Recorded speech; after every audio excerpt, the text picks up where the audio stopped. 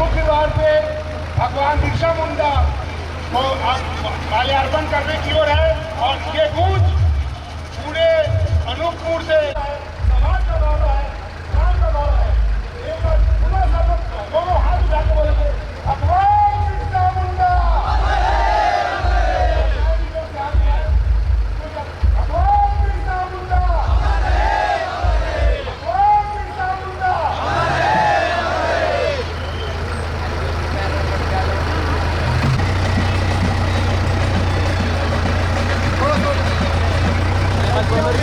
आपसे आगे पहुंचिया भगवान बिरसा मुंडा की प्रतिमा के सामने हमारे पांडे कुलपति प्रोफेसर धर्मेंद्र त्रिपाठी साहब आ जाइए। रीवा जी राम रामनगर जी मोहम्मद भाई साहब आ जाइए। जिला कलेक्टर भाई साहब आगरा के सामने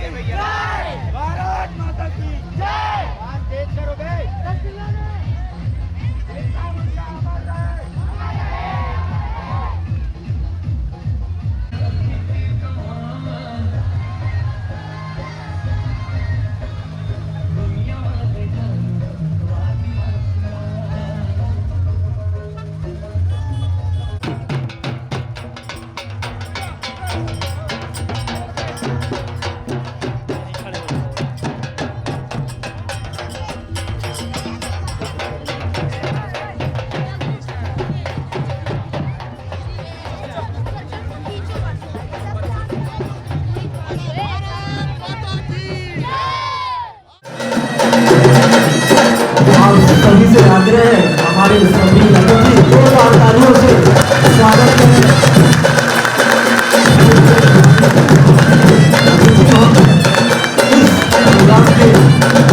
आज इस अवसर पे हम सब भागी बनने जा रहे हैं। आप सभी से आग्रह है कि जोरदार तालियों से एक बार हमारे सभी अतिथियों का, सम्मानीय शिक्षक साथियों का आप सभी जोरदार हाथ ऊपर कर तालियों से स्वागत करें, वंदन करें, अभिनंदन करें।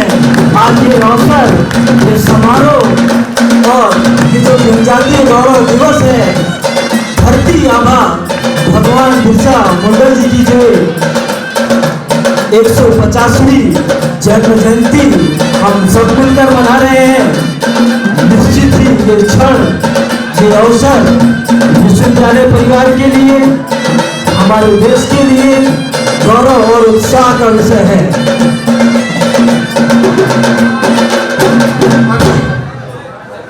विश्वविद्यालय के मुखिया, सभी छात्रों के प्रतिनिधि, सभी प्रोफेसर, शिक्षक, टीचिंग नाम के छात्र प्रतिनिधि के रूप में समा बहने पीछे से आ जाए तो देते इसके पीछे से बहने पीछे से आ जाए तो देते बनेगा। इसमें साथ में बस्तर आर्ट जो अपने आप में पूरे विश्व में प्रसिद्ध है, बस्तर आर्ट और जांजगीर चांपा छत्तीसगढ़ का जो कोशा के लिए जाना जाता है, जसपुर से लेकर वहाँ तक कसर से, तो छत्तीसगढ़ जनजाति और जो हमारे देवांगन परिवार है उसकी सांस्कृतिक विरासत साल और बस्तर आर्ट का ये चिन्ह, प्रतीक चिन्ह जनजातीय गौरव का दिन है। साथ में प्रधानमंत्री श्री नरेंद्र मोदी जी द्वारा लिखित सामाजिक समरसता की ये पुस्तक भी एक भेंट है विश्वविद्यालय परिवार की ओर से माननीय मंत्री जी को। इसी स्वागत की कड़ी में मैं बहनों से आग्रह करूंगा, विश्वविद्यालय परिवार की ओर से ही विश्वविद्यालय के मुखिया सम्मानीय कुलपति प्रोफेसर वेंकटेश त्रिपाठी सर हमारे आज के कार्यक्रम के मुख्य वक्ता परम श्रद्धेय श्री प्रेम शंकर सिदारी भाई साहब का स्वागत। आदरणीय कुलपति महोदय, माननीय सह क्षेत्र प्रचाराधिका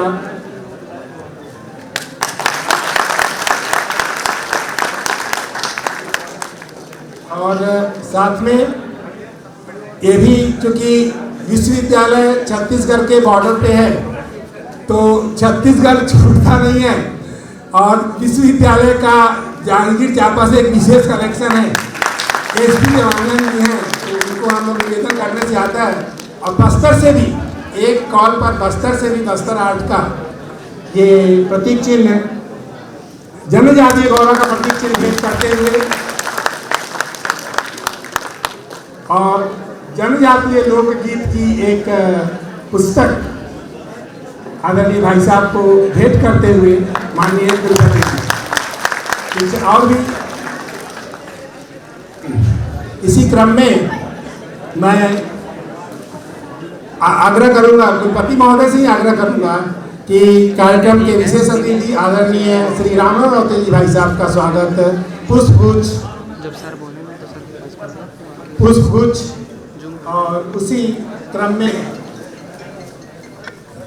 क्योंकि स्वागत, वंदन, अभिनंदन ये परंपरा है और गौरव का विषय है कि विश्वविद्यालय के छात्र पंच परिवर्तन का कोर्स, भारत का पहला विश्वविद्यालय है जो पंच परिवर्तन का पाठ्यक्रम अपने सिलेबस में शामिल किया, जिसे अब यूनिवर्सिटी ग्रांट कमीशन पूरे भारत के लिए शामिल करने जा रहा है। ऐसे पंच परिवर्तन में सामाजिक समरसता की अनेकों पुस्तक, कुटुंब प्रबोधन की पुस्तक, एक बड़ी श्रृंखला में पर्यावरण से संबंधित और नागरिक कर्तव्य बोध, ऐसे पुस्तकों का भी हम बड़ी लाइब्रेरी रखे हैं और इसकी डिजिटल भी रखे हैं जो भेंट करते रहते हैं। आज के कार्यक्रम के मुख्य वक्ता आदरणीय प्रेम शंकर सिदारी जी भाई साहब का पाठ्य मिलने वाला है, उद्बोधन मिलने वाला है। इसका लाइव टेलीकास्ट आपका और इसका पूरे देश दुनिया को जा रही है। इसीलिए सभी बंधु भगिनी से आग्रह है, सभी छात्र छात्राओं से आग्रह है, कृपया अपनी जगह पे बैठ जाएं। कोई आपस में बात नहीं करेगा, गेट पे जो लोग हैं वो भी बात नहीं करेंगे। अनुशासन विश्वविद्यालय का और छात्र परिवार का पहला कर्तव्य है। कोई भी छात्र बात नहीं करेगा। जनजाति गौरव दिवस के अवसर पर मंच पर उपस्थित आज के मुख्य अतिथि मान्यवर दिलीप जायसवाल जी, जो मध्य प्रदेश शासन के राज्य मंत्री हैं, अपने इस विश्वविद्यालय के मान्यवर कुलपति श्रीमान त्रिपाठी जी और मंच में उपस्थित से सभी माननीय अतिथिवृंद,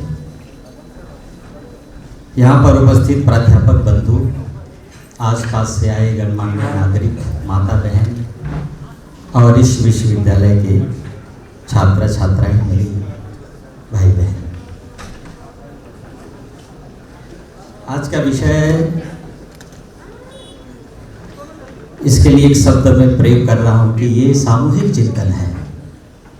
शब्द मेरे होंगे लेकिन आपने अनुभव किया है, आपके पूर्वजों ने अनुभव किया है कि जिस समय देश को आवश्यकता हुई उस समय यहाँ के लोगों ने अपने जीवन, जवानी, भूख, प्यास, पीड़ा, घाव सबको त्याग करके मन के अंदर एक ही अपेक्षा थी कि आने वाली पीढ़ी स्वतंत्र होकर एक स्वच्छंद आकाश, मुक्त आकाश के नीचे सांस ले सके, अपने अधिकारों का पालन कर सके, अपने पीढ़ियों का पालन कर सके। और इसलिए आज मेरे जीवन जैसा भी हो, कितना भी कष्ट हो, कभी उस दिन की कल्पना करिए कि तिलक माँ जी को भागलपुर लाने के लिए 40 किलोमीटर से घोड़े के पीछे बांध कर घसीटते हुए लाया, लेकिन लाने के बाद भी वह अधमरा होकर भी मन के अंदर एक शांति थी, क्योंकि मैं अपने आने वाली पीढ़ी के लिए काम कर रहा हूँ। इसलिए आज उन महापुरुषों की एक स्मृति है जिन्होंने अपना सब कुछ निछावर करके अपने देश के लिए काम किया। इसलिए हम सभी का कर्तव्य है कि एक ऐसे समय पर जब उन सबके प्रति एक आभार व्यक्त करने का, एक श्रद्धांजलि व्यक्त करने का, एक पुण्य स्मरण करने का, कृतज्ञता व्यक्त करने का जब अवसर आए, तो भारत के प्रत्येक नागरिक एक कृतज्ञता भाव से पुण्य स्मरण करते हुए शांति मन से उन दिनों को स्मरण करना चाहिए कि भारत एक कठिन अवस्था से गुजरकर आज विश्व गुरु बनने की दिशा में चल पड़े। उसके नींव में हजारों हजार लोगों की जीवन गया है।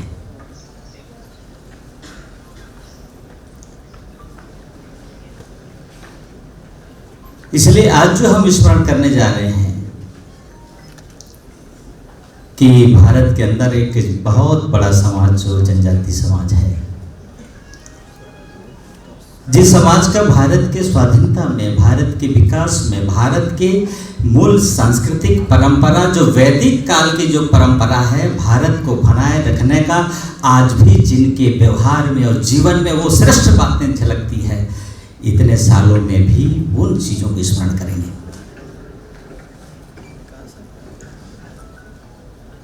और एक अवसर हम सभी को है आज। बंधु, जनजाति समाज वनों में रहता है, सज्जन है, सरल है, लेकिन उसका चिंतन, उसका हिम्मत, उसकी व्यवहार ये अलग प्रकार का इस देश के लिए एक उदाहरण है।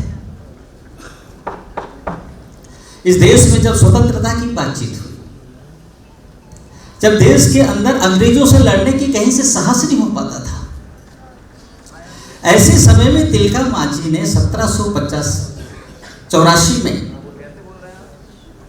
वहां के जिला कलेक्टर का, जिसका नाम है अगस्टस क्यूलेन, उनका हत्या कर देते हैं।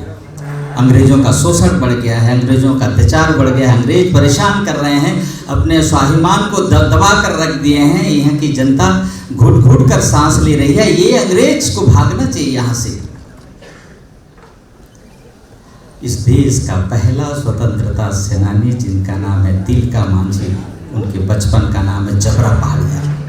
एक सामान्य सा व्यक्ति जिसके मन के अंदर जब देशभक्ति भाव एक सीमा पर आ जाता है, अपने लोगों की पीड़ा देखकर अपनी पीड़ा को जब अनदेखा कर देता है तो वह मृत्यु को स्वीकार कर लेता है।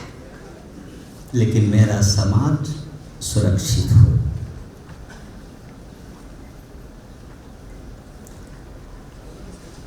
उनको 1885 के अंदर 12 जनवरी को पकड़े गए,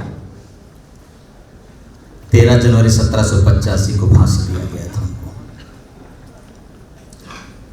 और वास्तव में देखेंगे तो इस प्रकार जनजातीय समाज की योगदान कितना है, बड़ा अद्भुत है। हमने कभी जब उस समाज के बारे में पढ़ा नहीं, देखा नहीं, तो इसे लगता है कि जनजातीय समाज का योगदान कितना है।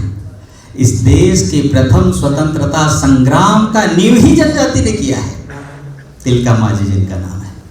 उसके बाद तो एक बड़ी श्रृंखला आई। 1779 के अंदर छत्तीसगढ़ में एक कांकेर जिला है, वहाँ एक परल कोटिक राज्य था। वहाँ के राजा को अंग्रेजों ने बहुत धोखा से 1779 में उनका हत्या किया। उसके बाद शहीद गैन सिंह जो वहाँ के जमींदार थे, उस जमींदारी में 165 गांव आते थे और उस 165 गांव को जगाने के एक अद्भुत पद्धति दिया उन्होंने। एक धावरा पेड़ आता है, जो जनजातीय क्षेत्र में रहने वाले लोग जानते हैं कि धावरा पेड़ एक चिकना पेड़ है, छोटी पत्ती है। उस धावरा पेड़ के टहनी को हर गांव भेजते थे और जिस गांव के लोग उस टहनी के पत्ती को एक एक स्वीकार करते थे, इसका अर्थ था कि इस स्वतंत्रता आंदोलन में सब भाग लेने के लिए तैयार हो गए हैं। 165 गांव तक उन्होंने उस धावरे के टहनी को भिजवाया। और उस समय जनजाति समाज की एक बड़ी पारंपरिक उनकी एक व्यवस्था है, सांस्कृतिक परंपरा का, जिसको गोटुल बोलते हैं। वह गोटुल जो है उस समाज के, जनजाति समाज के सामाजिक, राजनीतिक, सांस्कृतिक जागरण का केंद्र है। और एक आपको बहुत विशिष्ट बात बता रहा हूं कि वो जो गोटुल है, उस समाज के जागरण के केंद्र होने के कारण से अंग्रेजों को ध्यान में आया कि ये जो शहीद गैन सिंह है इतना बड़ा आंदोलन कर पाया, उसके केंद्र में ये गोटुल है, इसलिए गोटुल को बदनाम कर दो। एक अंग्रेजों ने शुरू किया था एक श्रेष्ठ परंपरा, उस गोटुल के माध्यम से होता चलता है जनजाति समाज का, उसको बदनाम कर दिया। जो जनजाति है वो जानता है, जो उस क्षेत्र में रहता है, देखा है, वो समझता है कि सांस्कृतिक, आध्यात्मिक का जागरण का केंद्र वह गोटुल है। तो उन्होंने 24 दिसंबर 1824 को विशाल जनसभा किया। 165 गांव के लोग आए। अंग्रेज सरकार दहशत में आ गई और रायपुर से एक मॉन्टेग्यू एब है उनको भेजकर बड़ी कार्रवाई हुई और उस कार्रवाई में शहीद गैन सिंह को पकड़े जाते हैं और उनके जो परल कोट के उनका महल है, उनके सामने उनको फांसी दी जाती है। यह है 1825 की बात है। और इस प्रकार से एक जनजाति समाज में आंदोलन करने की एक श्रृंखला चल पड़ी। 1857 तो बहुत बाद की बात है, उससे पहले अनेक घटनाएं इस देश के अंदर हुई जो जनजातियों ने किया है। 1832 में जो झारखंड के अंदर बहुत प्रसिद्ध है, उसको कोल विद्रोह भी कहते हैं, लड़का आंदोलन भी कहते हैं, जिसमें उस समय के वीर बुद्धू भगत उन्होंने नेतृत्व किया था। उनकी 2 बहनें रुनिया चुनिया, जनजाति समाज की माताएं बहनें भी पीछे नहीं रही। उन्होंने एक नारा लेकर, अबुआ दिशुम अबुआ राज, अपना देश अपना राज, इस एक नारा को लेकर गांव-गांव गए, एक एक व्यक्ति के पास गए और एक जागृति लाकर अंग्रेजों के विरुद्ध एक बड़ा आंदोलन खड़ा कर दिया, जिसको कोल विद्रोह भी कहते हैं।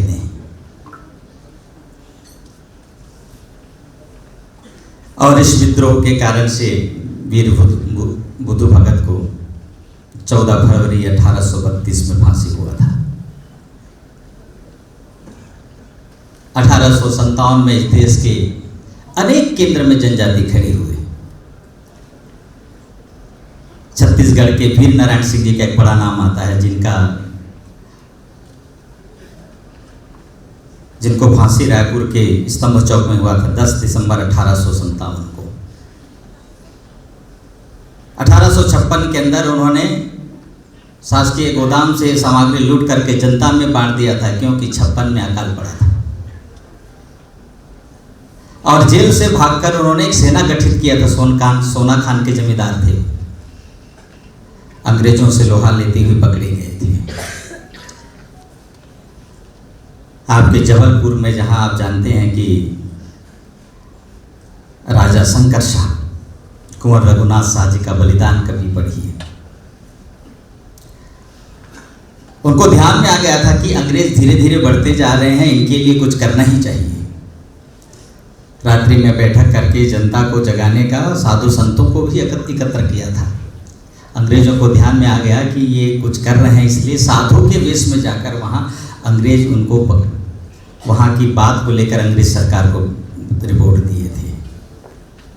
जब उनको पकड़े जाने के बाद फांसी देने की बात आई, उस समय शंकर शाह ने कहा कि मुझे फांसी मत, हमको फांसी नहीं चाहिए, हमको आप सजा दीजिए तोप के मुंह में बांध कर।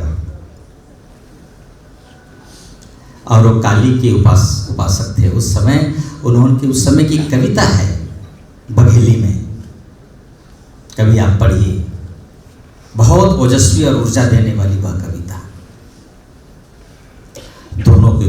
दोनों बाप बेटे को तोप के मुंह में बांधकर उड़ा दिया जाता है, लेकिन दोनों के सिर को थोड़ा भी क्षति नहीं हुआ, शरीर तो छत विछत हो गया। राजा शंकर शाह की पत्नी और उनकी बहू, उनके एक एक मांस के टुकड़े को इकट्ठा करके उनका संस्कार किया था। कल्पना करिए कभी उस परिवार की जो अपने यहाँ के पुरुषों को इस प्रकार मांस के एक एक टुकड़े को इकट्ठा करते हुए जिसको संस्कार किया हो, उसका मन कैसा रहा होगा। इसके बाद भी जब देश की बात आती है तो हिम्मत से खड़े हो जाते हैं, नहीं देश के लिए तो मरने वाला चाहिए।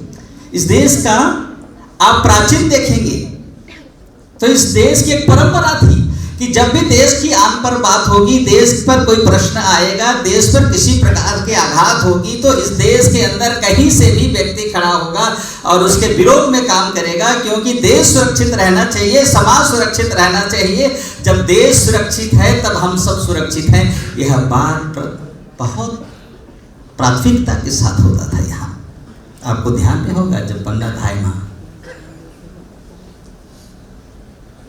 कुंवर उदय को जब बताने की बात आई तो अपने बेटे चंदन को मौत के बिस्तर में सुलाकर आगे बढ़ी थी, क्योंकि इस राजवंश का वह कुल तिलक जब जलेगा, वो दिया जलेगा तो इस देश को स्वतंत्रता मिलेगी।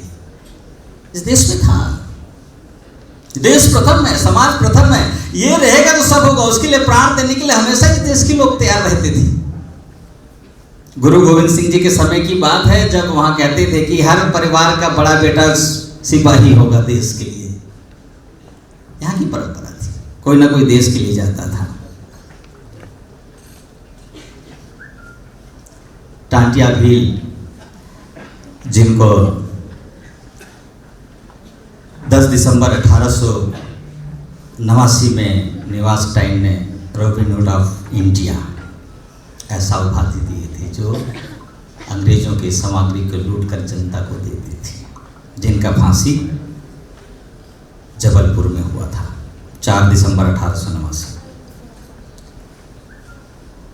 झारखंड के अंदर और एक क्रांति, इसको हूल क्रांति बोलते हैं, जिन्होंने 4 भाई ने मिलकर किया। सीधो कानू, चांद भैरव, फूलो झानो बहन, उनके 2 बहनें भी शामिल हुई थी। इस देश की बहन जो है कभी भी किसी भी काल में भारत में महिला पीछे नहीं थी। आप देखिए इतिहास भारत का। ये तो अंग्रेजों ने एक बात फैला दी कि भारत में महिला को स्वतंत्रता का अधिकार नहीं है और कुछ अधिकार नहीं है। आप शुरू से देखिए, राम जी के माता से लेकर के ये सती प्रथा ये बनाया हुआ गढ़ा हुआ बात है। मैं तो इस छत्तीसगढ़ और मध्य प्रदेश के अंदर एक भी उदाहरण खोजने से नहीं पाया कि इस देश के अंदर, हमारे इस दोनों प्रदेश मध्य भारत में सती प्रथा थी, कहीं नहीं था, प्रथा नहीं थी, अंग्रेजों ने बनाया। उसका और अनेक कारण है, कभी आएंगे तो फिर आपसे बात होगी।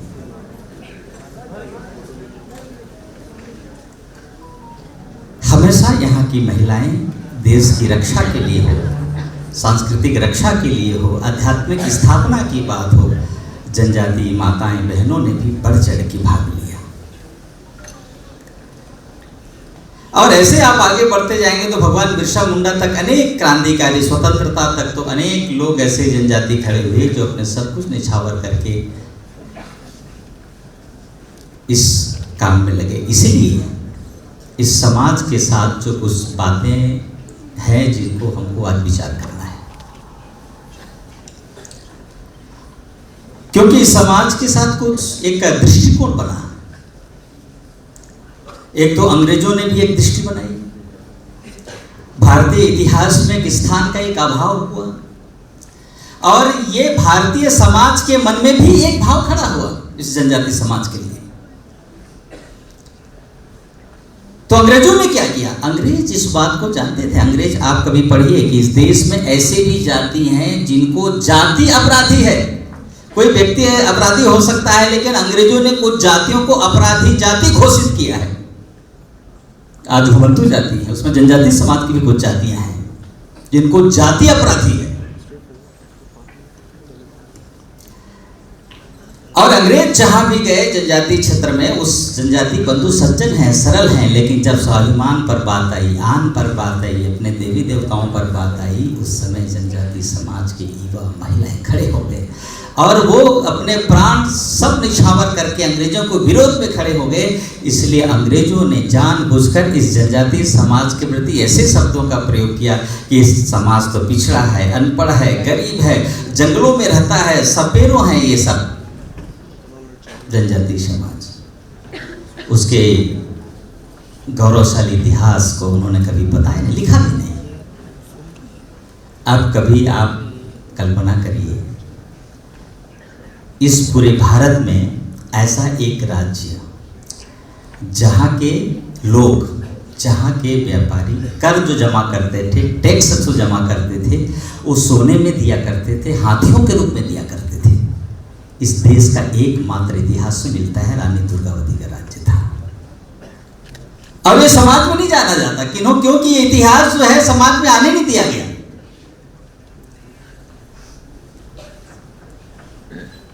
अंग्रेजों ने एक दृष्टि बनाई जनजातियों की, और इतिहास में भी आप देखेंगे तो जनजाति समाज की जो गौरवशाली परंपरा है, जनजाति समाज की गौरवशाली इतिहास है, इसका भी लेखन जिस मात्रा में करना चाहिए वास्तव में उतना नहीं हुआ। जिस प्रकार से इस देश के सामाजिक उत्थान में, भारत के स्वतंत्रता में, सामाजिक व्यवस्था में जैसे इस समाज की भूमिका है, उस भूमिका के आधार पर सब इतिहास में इस जनजाति समाज को स्थान नहीं मिला। और आज भी जितना लिखना चाहिए उतना कम है बंधु। इसलिए मैं आप सबसे आग्रह कर रहा हूं कि आप इस दिशा में पढ़िए और लिखिए। स्थान कम है जनजाति समाज के बारे में। और तीसरी जो सबसे एक बात है, तीसरी बात कि जनजाति समाज के उस योगदान तो है, बड़ा महत्वपूर्ण है, लेकिन भारतीय समाज के मन में भी उनके प्रति वो आदर कम हुआ। हमारे समाज में भी एक दृष्टि हुआ कि वो जंगलों में रहते हैं, बहुत सामान्य है, कंदमूल खाते हैं, उनका जीवन चलता है, तो उनकी जो श्रेष्ठता थी वो समाज में नहीं आने के कारण से इस भारतीय जनमानस में भी वो स्थान नहीं पाया।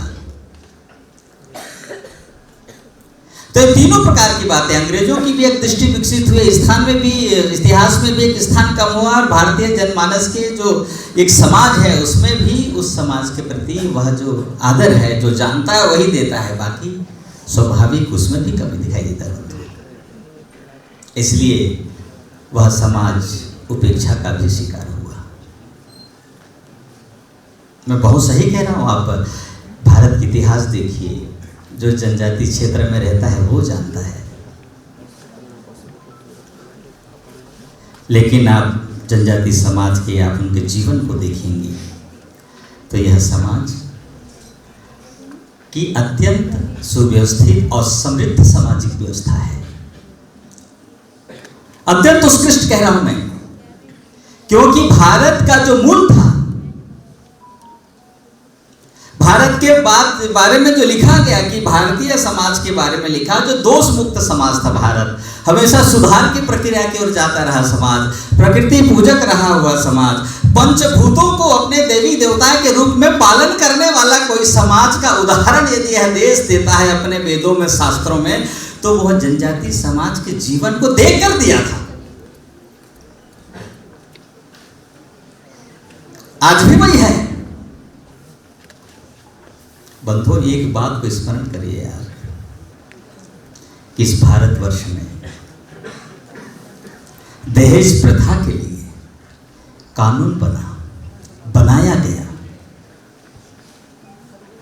कि दहेज प्रथा के कारण से महिला पर अत्याचार हो रहा है।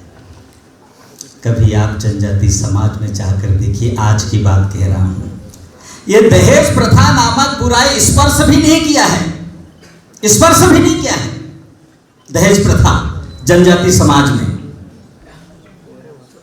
आप देखिए, अध्ययन करिए, स्पर्श भी नहीं किया है। अपवाद में अब थोड़ा पढ़ लिख करके लोग आ रहे हैं तो इस प्रकार की बातें आ रही हैं, नहीं तो ये दहेज प्रथा इस समाज में नहीं है कि स्वाभाविक आया क्या, कि कुछ कमजोरी के कारण से आया क्या? जनजाति समाज तो यहाँ राजपाट चलाते थे, राजा थे। छत्तीसगढ़ के जो है 36 गढ़ों में से ऐसे जो है 25 गढ़ ऐसे हैं जिसमें जनजाति राजा थे, फिर भी वहां दहेज प्रथा नहीं है। इसका मतलब क्या जानते थे? क्योंकि वह समाज इसके बुराई के, इसके परिणाम को जानते थे। दीर्घकालिक चिंतन था उनका कि यदि दहेज प्रथा होगी तो बाद में क्या होगा। और आज जो पढ़े लिखे और बड़े उत्कृष्ट जो समाज मानते हैं, उसमें यह बुराई फैली और इस देश को कानून बनाना पड़ा। कहीं उस समाज से प्रेरणा लेते तो कितना बड़ी बात होती इस देश के लिए। बंधुओं, मैं बहुत कठोर बात कह सकता हूँ, लेकिन सत्य कह रहा हूँ। राजा राम मोहन राय जी ने, ईश्वर चंद्र विद्यासागर जी ने विधवा पुनर्विवाह का आंदोलन किया, विधवा पुनर्विवाह का।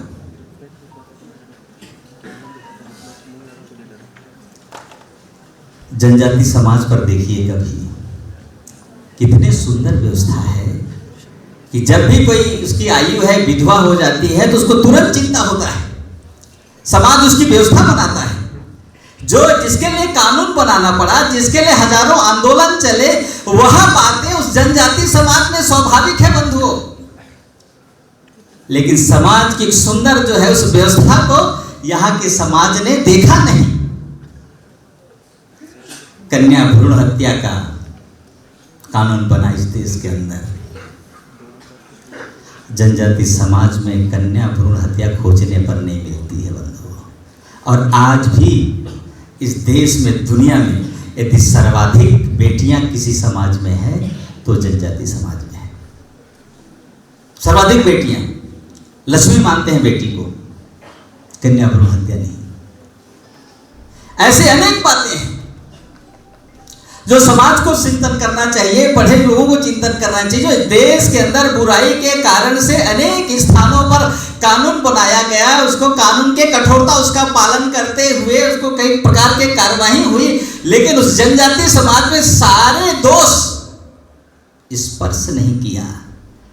अब सोच सकते हैं कि उस जनजाति समाज के प्रमुख लोगों ने कितना दीर्घकालिक और कैसे चिंतन किया कि अपने समाज को हजारों साल से चलते आने के बाद भी अपने समाज को निर्दोष बना के रखा ऐसी बुराइयों से। कुछ अभाव हुआ, इसको मानते हैं कि जनजाति समाज में शिक्षा की अभाव हुई, व्यसन चला, उसके कारण से है, उसके कारण से सामान्य हो सकते हैं, साधारण हो सकते हैं, गरीब भी हो सकते हैं, लेकिन सामाजिक जीवन की जो परंपरा है वह इतनी स्वस्थ परंपरा है, वो भारत की परंपरा है बंधु। भारत के बारे में जब यत्र नार्यस्तु पूजन्ते रमन्ते तत्र देवता, वो कहाँ से आया? अतिथि देवो भव की कल्पना कहाँ से आया? पंचमहाभूत की पूजा करना चाहिए, कहाँ से आया? प्रकृति हमारा परिवार है, ये चिंतन कहाँ से आया? उस जनजाति समाज के जीवन और व्यवहार को देख करके यह चिंतन विकसित हुआ है। मैं चैलेंज भी करता हूँ, कोई विद्वान प्रमाणित कर दीजिए, हमें समाज में ले जाकर दिखा सकता हूँ मैं। उनके गीतों में, उनके जीवन में वेद गाए जाते हैं। मुझे एक बार ध्यान आया, जसपुर के अंदर कर्मा हो रहा था, तो उस कर्मा में कुड़ुक जनजाति के बंधु कुड़ुक बोली में एक उषा काल का वर्णन था। उसका अर्थ मैं बता रहा हूं। जो प्रातः जो सूर्योदय होता है, उस समय जब व्यक्ति थका हारा दिन भर सोकर जब निकलता है, सूर्य निकलता है, तो उस समय सारे आलस से दुख चले जाते हैं। नए जीवन का आशा लेकर, संचार लेकर के वह व्यक्ति नए काम के लिए चला जाता है। उसका अर्थ है वेद में भी उषा काल को एक तरुणी मान करके इसी प्रकार का वर्णन मिलता है। ऐसी अनेक बातें हैं।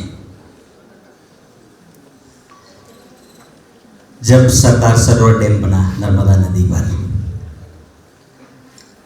तो वो जो डुमान क्षेत्र में था, वहां एक जनजाति था। जो शोधकर्ता जो पीएचडी कर रहे थे, उन्होंने देखा कि बड़ी अद्भुत बात है। जब अध्ययन कर रहा था कि डुमान क्षेत्र था इसे, तो उसने देखा कि एक जनजाति ऐसा है कि नर्मदा में कभी पैर नहीं रखता। सुबह फ्रेश होने के लिए नर्मदा नहीं जाता। स्नान करना है तो पानी लेकर दूसरी जगह चला जाएगा या कहीं तालाब में स्नान करेगा, क्योंकि नर्मदा नदी को मां मानता है। जब डुमान क्षेत्र में था, तो उस समय जब वहाँ भागना पड़ा, तो उस समय वह जनजाति सब एकत्र हुई, नर्मदा के किनारे एकत्र हुए। उन्होंने कहा, माँ, हम आपके तट में नहीं रह सकते, क्योंकि अपने जीवन को बचाना है तो हमको आपको छोड़कर जाना पड़ेगा। अश्रुपूरित लोगों के आंखों में आंसू था कि हम अपनी माँ से दूर जा रहे हैं, नर्मदा जी से दूर जा रहे हैं, लेकिन जीवन चलाना है माँ, तो हम आपको अपने हृदय में लेकर जाएंगे। चले गए। वह समाज जो प्रकृति को अपना भाई मानता है, प्रकृति से उतना ही लेता है जितना उसको आवश्यक है, जल को अपना सब कुछ मानने वाला, उस जनजातीय समाज का बहुत श्रेष्ठ चिंतन है। तो ये जो जनजाति गौरव दिवस ये अपने देश में है कि पिछली बार जो एक भारत स्वतंत्रता के 75 वर्ष पूरा किया, तो इस स्वतंत्रता में जो ज्ञात अज्ञात महापुरुषों ने, वीरों ने अपना जीवन लगाया था, उनका एक स्मरण करने का अवसर था। तो उसमें एक जनजाति समाज के बड़ा योगदान को समझ करके यह जनजाति गौरव दिवस मनाया। और आप देखेंगे जनजाति समाज की तो एक अत्यंत समृद्ध आध्यात्मिक जीवन है इनका। पूजा करने की पद्धति अलग हो सकती है, लेकिन उस पूजा पद्धति का भी जो दिशा है वो भी जनजाति समाज से है। जंगल में रहकर एक व्यक्ति जब लिखता है एक महाकाव्य, तब वो रामायण हो जाता है, तब दुनिया को जाकर एक श्रेष्ठ सांस्कृतिक परंपरा का एक ज्ञान मिलता है। बंधुओं, जंगल में कोई तपस्या करता है तब। और इस समाज के अनेक देवी देवताओं, अनेक स्थान है जहां की मूल पुजारी जनजाति है। ओंकारेश्वर महादेव जाइए, उसके एक पुजारी में से मूल पुजारी जनजाति समाज का है। भोरम देव शिव जी का है कवर्धा में, वहां भी एक जनजाति पुजारी है मूल। और आपके हमारे त्रिपाठी जी हैं उड़ीसा के, सम्मल जी हैं उड़ीसा के, भगवान जगन्नाथ के भी एक पुजारी सगर जनजाति के हैं। छत्तीसगढ़ में तो वहां से लेकर यहां तक है। बबलेश्वरी जनजाति पुजारी, दंतेश्वरी जनजाति पुजारी, रतनपुर के महामाया, ऐसे जहां भी देखेंगे उस सनातन परंपरा से वो सारी चीजें हैं। वो जनजाति समाज से प्रेरणा लेकर सारी चीज भारत का बना। क्योंकि वो जनजाति समाज जो है इस देश की जो वैदिक कालीन जीवन है उस जीवन को जीता है, जहां निर्दोष समाज की व्यवस्था थी, जहां पर भाषा, क्षेत्र, जाति का इस प्रकार का दोष नहीं था, सबका सम्मान था। लेकिन समाज में उत्तम व्यवस्था बनाने के लिए गोत्र व्यवस्था थी, अनुशासन था। तो इसलिए जो है जनजातीय समाज के विषय को लेकर जब हम बात करते हैं, और ये जो गौरव दिवस है अपने लिए बहुत एक सौभाग्य की बात है कि हम अपने जनजाति वीरों को, जनजाति महापुरुषों को हम याद करते हैं इस बहाने लेकर के। और वास्तव में आज ऐसे सारे वीरों के जीवन को अध्ययन करने की आवश्यकता है कि उन्होंने क्या किया। ऐसे हजारों युवक हैं, मैं तो बहुत सारे कम समय के कारण से मैंने आपको बहुत कम बताया, नहीं तो एक एक सन में आपको 100 जो है ऐसे मिलेंगे। तो इसीलिए हम सभी इस जनजाति गौरव दिवस का अवसर पर मैं आप सभी से यही आग्रह करना चाहता हूं कि हम सभी जनजाति संस्कृति, जनजाति जीवन, जनजाति महापुरुष, जनजाति गौरव, ये जो बात है इसका अध्ययन करें। और यह अलग नहीं है उस सनातन और इस देश के मूल परंपरा से एक है जो हजारों सालों से चला आ रहा है। अपना सब कुछ खो दिए लेकिन उसको बचाए रखने के लिए उन्होंने संघर्ष किया और आज भी वैसे ही बना रखा है। जो एक आज के इस जो है एक प्रगतिशील समाज को भी एक चिंतन का दिशा दे सकता है, वो जनजाति समाज है। तो आज के अवसर पर मैं एक छोटी सी बात निवेदन करते हुए कि हम सभी अपने अध्ययन बढ़ाएं, जो वास्तविक है वहाँ जाकर अध्ययन करें।